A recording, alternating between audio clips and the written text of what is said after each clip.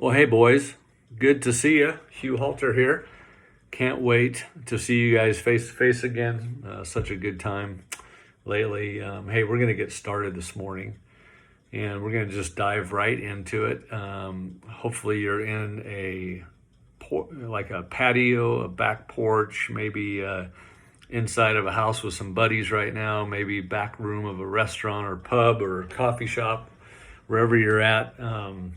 Hopefully you've had a good time together already. This is going to be kind of the beginning of a, 10 to 12 week deal, get us through the holidays. And hopefully I'll get a chance to get back there and see you guys before then. But kind of interesting as we get started in this teaching, I've always sort of joked that like whenever I start actually teaching something, I can read something forever, but like when I start teaching it, it's as if the Lord in his great humor always sort of tests me in the teaching.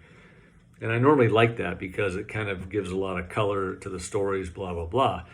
But today I got tested on this teaching and I did not like it at all. Like, in fact, it's taken me about a half hour just to get my brain straight. But as you can see from my shirt and my body, I've been out painting. I wasn't planning to be today.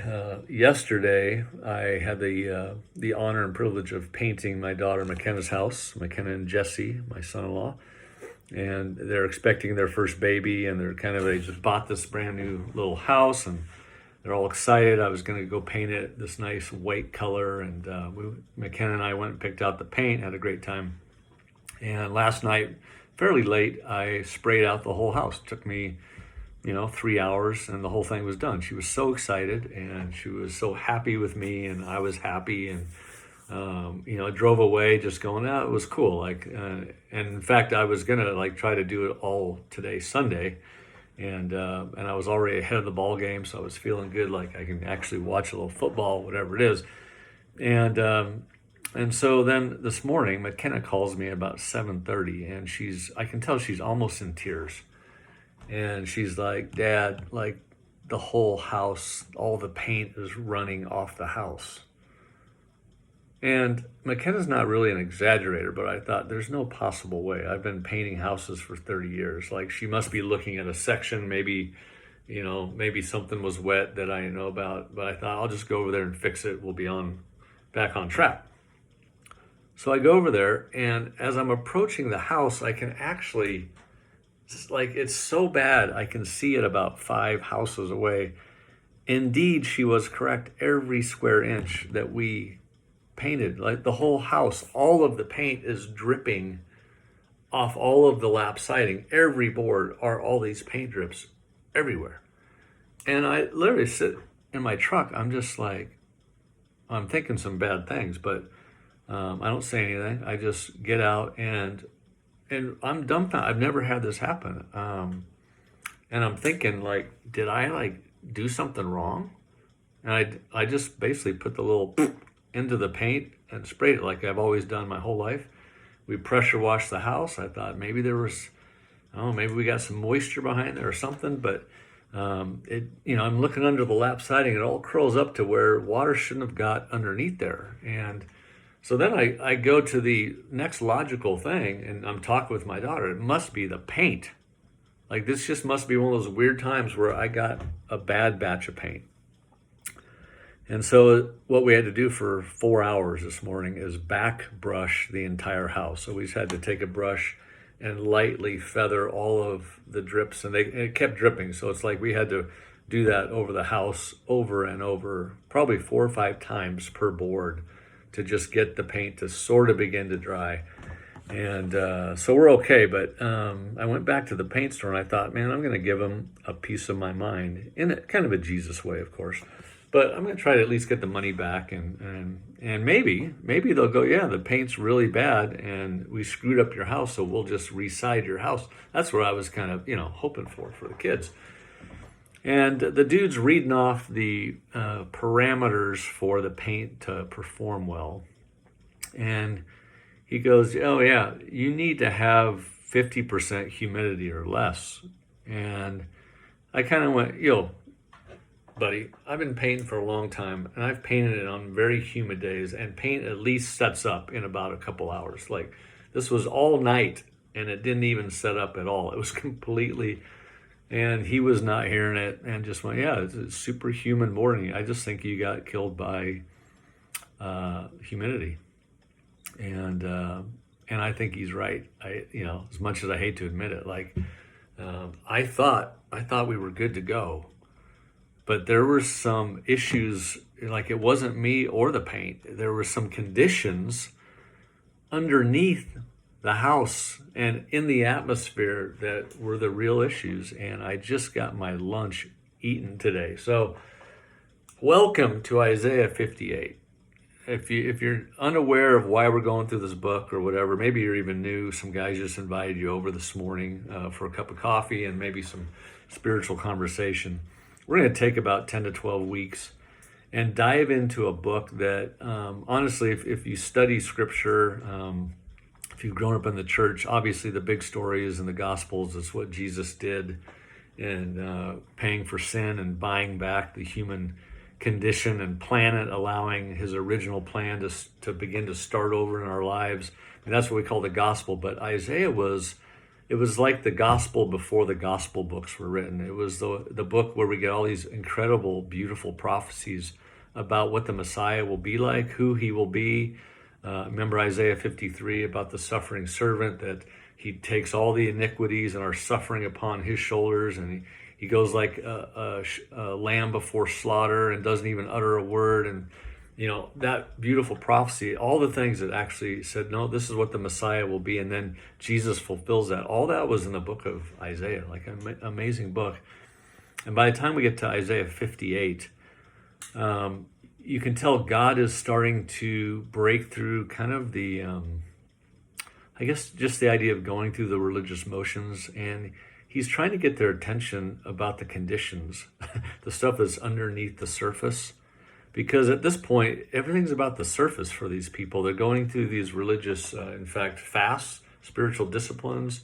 And I don't know if you remember being a kid back in the day, back in class, and your teacher asks a question, and you raise your hand, and the teacher doesn't call on you. And so a half hour later, you're because you just, you got the answer, but nobody's calling on you. This is sort of how God is feeling right now, is that by this time, the people of God, the Hebrews, they thought that they were right with God because they were going to their synagogue, or how they do their little weekly thing. They were giving money to the poor, and then they were fasting. Fasting was like the big deal. Like, if you're fasting, you're super tight with the Lord.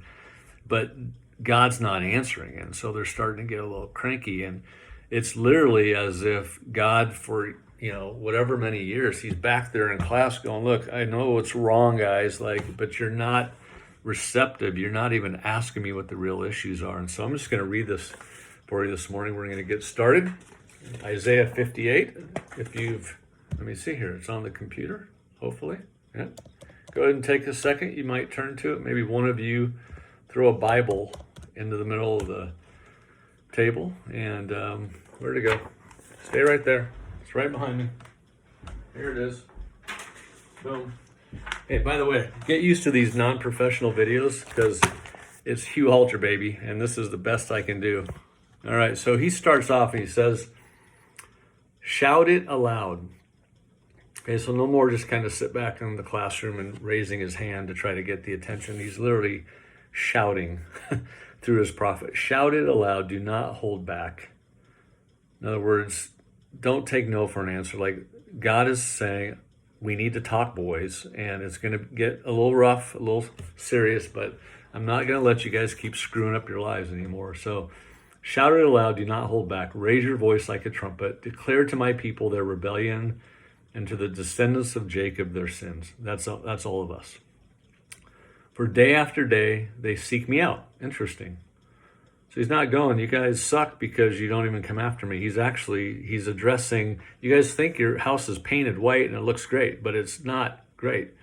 For day after day, you seek me out, and you seem eager to know my ways, as if you're a nation that does what is right. That sounds a little bit like evangelical American Christians.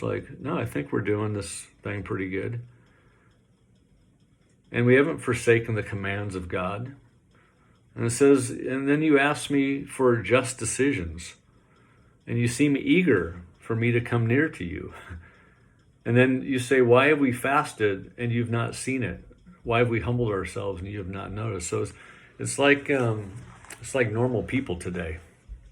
They're going, look, we're going to church. We're trying to keep watching the videos that our church is putting out. We're trying to live good. We're putting our hand over our heart during the national anthem, and we're patriots, and we're trying to stem the tide of all this stuff and be more aware of what's going on in the world. But it doesn't seem like it's working. My marriage isn't working that well. I'm not feeling fulfilled in my work. My inner life, my thoughts. Maybe, I don't know, it just seems like when I call upon the Lord, he just doesn't answer. And it's almost like we're going through the motions and then we're pouting that we're not seeing God's hand in our personal lives or in our nation anymore, in the world, whatever it is. So I don't know if you feel that way. We've talked a lot about all the issues going on in the world right now, and it's a lot, from the wildfires to all the COVID stuff. But man, if we've ever been in a season where God is turning over this many rocks, and underneath the rocks, we're seeing all sorts of pretty rough stuff about who we've become as a people. We turn over a rock of racism, and we go, maybe that is an issue. We turn over a rock related to our materialism. We start to struggle. All of a sudden, our business isn't going well. We're having to sell houses, and we lose our minds. We just can't imagine that God would do that to us. So just a lot of stuff. I don't know. I guess you can go through. I've had 3 of my own friends that are my age, very well-known Christian leaders, completely derailing their lives. One with Russian prostitutes, one with plagiarism, and one with anger with his staff, and just losing his mind, and people saying that he was abusive. And there's just a lot of stuff going on. People seem to not be dealing very well. And I think God's going, guys, we got to deal with some real stuff. We just can't keep going through the motions. Getting an occasional teaching, reading a book here and there, trying to pray for a couple seconds in the truck before you go to work. We need to go to a different level of conversation, okay? You might even look like you're whitewashed. Jesus used to refer to people like this. He would call them, it was the religious people. He'd go, you guys are like whitewashed sepulchers. You're dead tombs, but you look real pretty on the outside. And that's what's, I guess maybe be encouraged. What's great about the Lord is that I think he knows deep down we want real, authentic change. We want to be different men. Even when I was speaking with you guys before, remember that quote I gave you, the honor as a gift a man gives himself. That every man deep down wants to know that there's some integrity between our faith and our life, and that we really are walking with the Lord, right? Nobody likes to be feeling like a fraud. Nobody likes to be looking over their shoulder, waiting to be caught in some sin or act. It's a bad feeling. And so what's great about the Lord is he always, out of his great love for us, he always has the most honest conversation. And he's always going to talk about the conditions in our heart and in our lives and what's underneath the surface, because that's where everything springs from. So we're not going to go real long this morning because I wanted you guys to take a little bit more time just to be together and process some things. I'm going to read a quote by a guy named Tozer. And where is my Tozer quote? There it is. I want you just to listen to this because I've just been meditating on it quite a bit. Are you ready? Okay. So he says, why do some people find God in a way that others do not? Why does God manifest his presence to some and let others struggle along in the half-light of imperfect Christian experience? I love that, the half-light. Jesus always talks about, like, when we come to him, we come running into the full light. Like, he completely illuminates everything. You say, why do some people seem to be fully illuminated and other people are in this like dark, dingy half-light? Of course, the will of God is the same for all, which is true. He has no favorites. That is true. Pick at random a score of great saints whose lives and testimonies are widely known. Let them be Bible characters or well-known Christians of public or post-biblical times. He says it doesn't matter. Just pick some good Christian men that you've heard about or read about. And I venture to suggest that the one vital quality which they have in common was spiritual receptivity. Something in them was open to heaven. Something urged them upward, Godward. Without attempting anything like a profound analysis, I shall simply say that they had, listen to this, spiritual awareness, and that they went on to cultivate it until it became the biggest thing in their lives. They differed from the average person that when they felt the inward longing, they did something about it. They acquired the lifelong habit of spiritual response, and they were not disobedient to the heavenly vision. That was from A.W. Tozer, and I'll try to include that in your notes. But here's all I want you to do today is to think about, what comes out of this quote, what comes out of this little passage, and we'll get on to, what Jesus or what God says to these people and what Jesus says to us. But Tozer mentions the difference in the real cats whose outside house looks exactly like the inside, or what's underneath the siding, where it's all like one integrous unit. They have spiritual receptivity, so they're really listening. God doesn't have to shout to them, because they're the type of dudes that wake up and the first thing they think about is, I just want to hear from the creator of the universe. So there's spiritual receptivity. They're spiritually aware, so they actually are honest with themselves about where they really sit. Either, God, I'm really angry this morning. God, I'm really not happy with you. God, I feel like I'm so weak right now. If a hot woman walked by, I don't even know if I have the spiritual strength to withstand that anymore. That's at least spiritually aware. You name where you're at. And then third, they cultivate their spirituality. So they do something about it. So this morning, here's all I want you to think about. And this is age-old discipleship questions that I think are the most simple. And if you were to lock in, even on this first morning, 12 weeks from now, maybe 12 years from now, you're still asking each other these questions. So first question, what is God saying to you?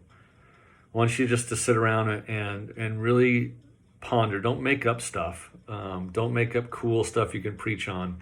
Just what do you think in this last 6 to 9 months that's been very difficult for all of us? What is God saying to you? What are the reoccurring thoughts that come across? What are the finger in your chest where you go, God's putting his finger on that for me? Don't say 10 things, just 1 or 2 things where you go, that's what God's saying to me. And the second question is, what are you going to do about it this week? How are you going to cultivate that word from God to you?